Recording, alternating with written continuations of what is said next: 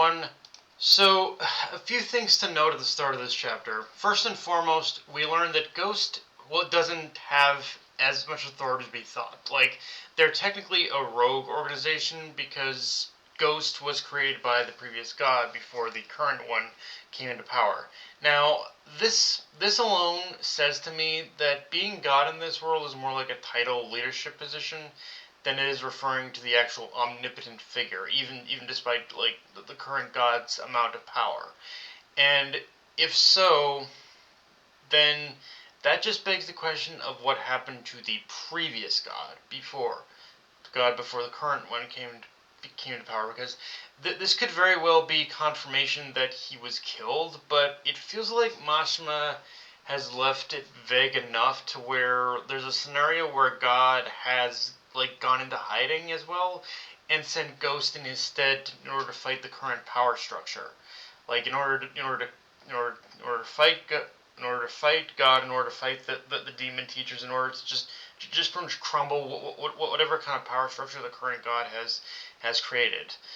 Of course, compacted with that, Mikoto also name drops the leader of Ghost, King, which, with how Boltagar was shitting his pants at the name, it's that guy already could be the most trouble with the most trouble. And while I will say and I will say this, even though I'm still not the biggest fan of the idea of Ghost as an organization existing in this world, this chapter does still have me curious enough to wonder what role Ghost will play as an opposing force in the story, because now it's not just Yakuto who's after God, good, but also Ghost as well, and like you have to imagine all of these factions are going to come to blow at some point, and so it's like at what like I feel like Ghost is probably going to become a little bit more of a rival faction to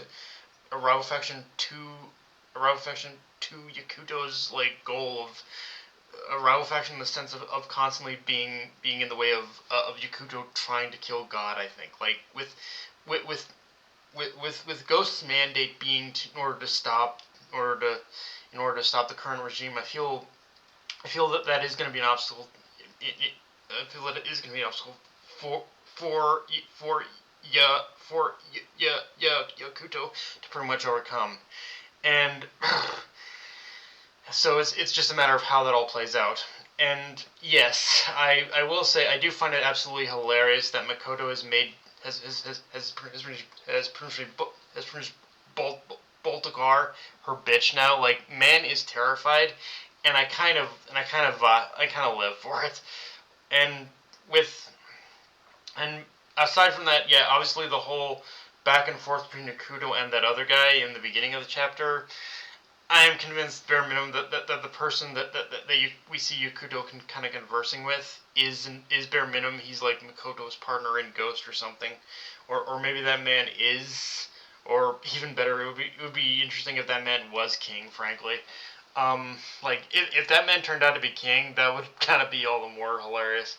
Um, but with that said, the biggest turning point of this chapter is that after the whole initial rounds of fighting, we move on to the next stage, which is a tournament, and the only rule of it is to fight to the death. Which honestly, I do share Frey and Yakuto's local concern in this moment, because while I don't believe Mashima is ready to kill Frey yet, this also feels like confirmation on Mashima's part that she is going to die. Like, it's it's just a matter of when it's going to happen. Whether it's going to be in the tournament, and the fight against Luzin, or much later in the final climactic fight with God. Like, again, maybe it's Cope, but I have to believe it's the latter. So at this point, it's like a question of how Frey and you could resolve the issue of needing to fight each other. Because the only way I see it happening is if they go is basically that pretty much Frey goes for an absolute like pretty much suicide like sacrificial like run against Luzin, and basically in the fight against Luzin, and absolutely just takes her, just blows herself up along with Luzin, or B or B like Frey managed to survive the fight against Luzin, but they end up but both Frey and Yakuto go for a free for all and decide to cause some straight up chaos and havoc. In the tournament. Like those are the only two scenarios I see getting out of killing each other, and unfortunately,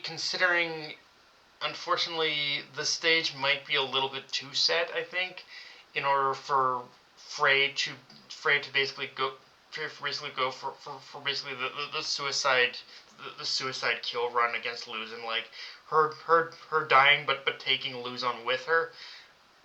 That's kind of the only way I'm seeing this play out right now in my head, and like, yeah, it feels like she's kind of doomed to die right now. Um, Now, I've kind of avoided talking about these characters because I wanted to wait and see if these guys were really worth paying attention to, or if they're just character fodder. But with them having made it to the tournament round, let's talk about AG and Dest a moment, because these two definitely give off Rogue and Sting vibes in a way, but I can't lie, I think I might like these characters more than Rogue and Sting, if for no other reason than the even though they got the same vibes, they at least come across as more capable and weirdly less braggarts with an inferiority complex. That was always kind of my biggest problem with Sting and Rogue and Fairy Tail. Like, is no matter how much development they got, it felt like that one aspect of their characters was eating at their potential, and they just kind of remain just stagnant as characters.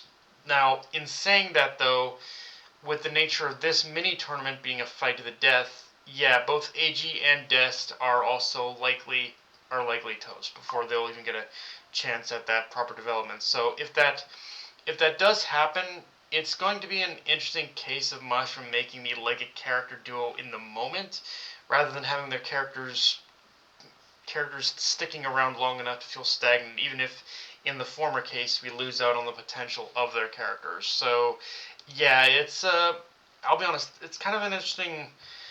This chapter provides some very interesting setup, frankly, that it'll be interesting to see how Mashima it'll be interesting to see how Mashima handles all these pieces right now. But yeah, guys, that's pretty much all I got for this review. If you enjoyed the video, like, comment, subscribe. I'm on Twitter, Analyst Crunchyroll, by sharing the notification bell, hit the subscribe button, and just share the video around, guys. Dark Knight of the Night, signing off. Later, everyone.